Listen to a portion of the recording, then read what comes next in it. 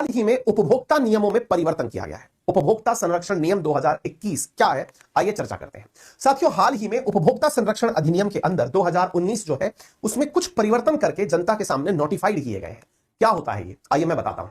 साथियों, उपभोक्ता यानी आप और हम जो सर्विसेज यूज कर रहे हैं, जैसे मान लीजिए आपको कोई फोन परचेज करना था, आपने फोन परचेज किया, तो आपने जिस कंपनी से परचेज किया उसके लिए आप कंज्यूमर हुए, लेकिन पता चला कि फोन खराब निकल आया।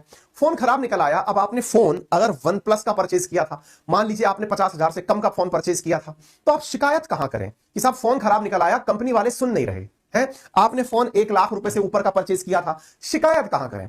आपने कार परचेज करी 15-20 लाख की, शिकायत कहां करें। आपने मान लीजिए बहुत ही बड़ी गाड़ी बेंटले परचेज कर ली, उसके अंदर खराबी निकल आई, कंपनी वाले कहते हैं कि हम सुधार के दे देंगे, लेकिन कंपनी वाले आपकी सुनवाई नहीं कर रहे, तो शिकायत कहां करेंगे। इसके लिए सरकार ने कुछ नियम नोटिफाई किए हैं। आपको एज ए कंज्यूमर पता होना चाहिए कि आपके अधिकार क्या हैं। आपके अधिकारों के लिए यहां पर सरकार के द्वारा जो मिशन चलाया गया, जिसमें कहा गया है मेकिंग कंज्यूमर किंग अगेन, उपभोक्ता को वापस राजा बनाना है, ताकि उसे यह पता रह सके कि उसके अधिकारों में क्या क्या आता है। आपको याद होना चाहिए, भारत सरकार के द्वारा मेरे प्यारे साथियों, हमारे मतलब जो हमारे राइट्स हैं, इनको अलग अलग समय पर नोटिफाई किया गया था। हमारे जो अधिकार हैं उन्हें भारत सरकार के द्वारा उपभोक्ता संरक्षण अधिनियम 1986 में पहली बार लाया गया। उसके बाद 2019 में उपभोक्ता संरक्षण अधिनियम 2019 में लाया गया, जिसमें यह कहा गया कि हमारी जो भी शिकायतें हैं उनका निस्तारण करने के लिए सेंट्रल कंज्यूमर प्रोटेक्शन अथॉरिटी यानी कि केंद्रीय उपभोक्ता संरक्षण समिति का निर्माण किया जाएगा, की भी गई। इसके साथ साथ कंज्यूमर कोर्ट बनाई जाएगी, यानी कि अगर आप लोग अपने उपभोक्ता के नाते परेशान है तो आपके लिए इसके लिए पर्टिकुलर न्यायालय होगी। कंज्यूमर को जो भी नुकसान हुआ, उपभोक्ता को जो भी नुकसान हुआ, वो उपभोक्ता को यानी कंज्यूमर को जो नुकसान हुआ उस नुकसान की भरपाई करी जाएगी, यानी कि प्रोडक्ट के ऊपर लायबिलिटी सेट की गई।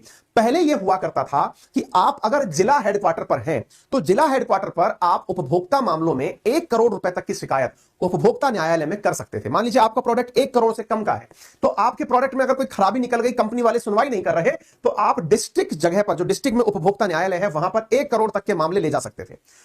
स्टेट के अंदर यानी राज्य के अंदर जो मुख्यालय बना रखा है, वहां 10 करोड़ तक के मामले ले जा सकते थे। और नेशनल लेवल पर यानी राष्ट्रीय जो मंच बना हुआ है उपभोक्ता मंच, वहां पर आप 10 करोड़ रुपए से ऊपर के मामले ले जा सकते थे। पहले तक यह होता था। अब ध्यान से सुनिएगा, आप इस फिगर को याद रखिए। डिस्ट्रिक्ट में 1 करोड़ था, स्टेट में 10 करोड़ था और नेशनल लेवल पर ऊपर तक का था। ठीक है, अब इसमें परिवर्तन हुआ है। क्या परिवर्तन हुआ है, एक बार के लिए देखिए साथियों।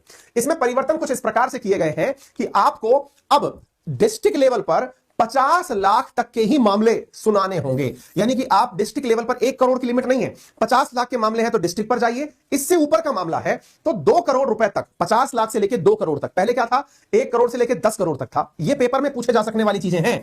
स्टेट पीसीएस के अंदर ये सिलेबस में, आरएएस मेंस के सिलेबस में लिखा हुआ है, ये चीजें साथ साथ यूपीएससी में लिखा हुआ है। ये सब चीजें आपके पेपर में एज इट इज आती हैं। ये छोटे मोटे रूल्स हैं जो परिवर्तित होते रहते हैं, बस आपको अवेयर होना चाहिए।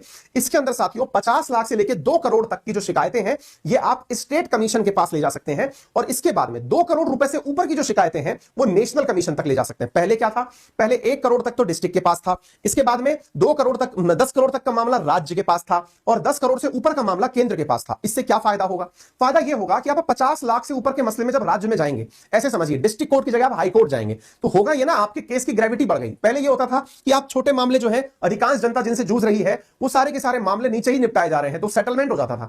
अब इस मुद्दे को जब आप हाईलाइट कर दोगे तो निश्चित ही आपको मुनाफा होगा, सरकारें भी इसके कारण झुकेंगी, मतलब सरकार को भी लगेगा कि उपभोक्ता के अधिकारों का संरक्षण करना चाहिए। इससे ये सारी चीजें निकल कर आती हैं। तो कहने का अर्थ यह है कि आप लोग जिस तरह से इस काम को देख रहे हैं, ये नए राइट्स हैं जो कि अभी इसी कंज्यूमर राइट प्रोटेक्शन एक्ट 2019 के अंदर संशोधन करके निकाले गए हैं। तो उम्मीद है आप लोग अपने अधिकारों से परिचित हो जाएंगे, किस प्रकार के अधिकार अब उपभोक्ता को मिलने जा रहे हैं। उद्देश्य है कि आप लोगों को, यानी उपभोक्ता जागेगा तो उसे निश्चित ही इसकी वजह से लाभ होगा। क्लियर है, यहां तक समझ में आ गया सभी साथियों को। इसके अलावा क्या क्या किया गया है, जितनी भी डायरेक्ट सेल करने वाली अथॉरिटीज हैं, उन्हें अपने प्रोडक्ट की return date, refund date, exchange date, warranty, guarantee, सभी चीजें इंफॉर्म करनी होंगी। उन्हें प्रॉपर तरीके से बताना होगा कि पेमेंट कैसे लेंगे, साथ में अगर उनसे शिकायत है तो उसका निपटान कैसे करेंगे, ये बताना होगा। सरकार ने नए नियम निकाल दिए हैं। इसके अंतर्गत यह कहा गया है कि अगर कोई भी कंज्यूमर प्रेमाइसेस में कोई व्यक्ति आपके पास आता है बिना अपॉइंटमेंट के, बिना आईडी कार्ड के, तो वो डिनाई होगा, यानी कि आपके पास कोई प्रोडक्ट बेचने घर पे आ रहा है तो उसके पास आईडी कार्ड होना चाहिए। इसके साथ साथ पूरी तरह का जो लिटरेचर आपको दिया जा रहा है, अगर वो डायरेक्ट बिक रहा है बिना अप्रूवल के, तो उस पर रोक होगी। कहने का मतलब यह है कि आप total price of any good and service जो है ब्रेकअप प्राइस का होगा। ये सारी चीजें इसके अंदर की जाएंगी। सरकार के द्वारा ये मेजर रूल आपके लिए लाए गए हैं। उम्मीद है कि आप कंज्यूमर प्रोटेक्शन एक्ट 2019 के नियमों के बारे में अवेयर हो गए होंगे जो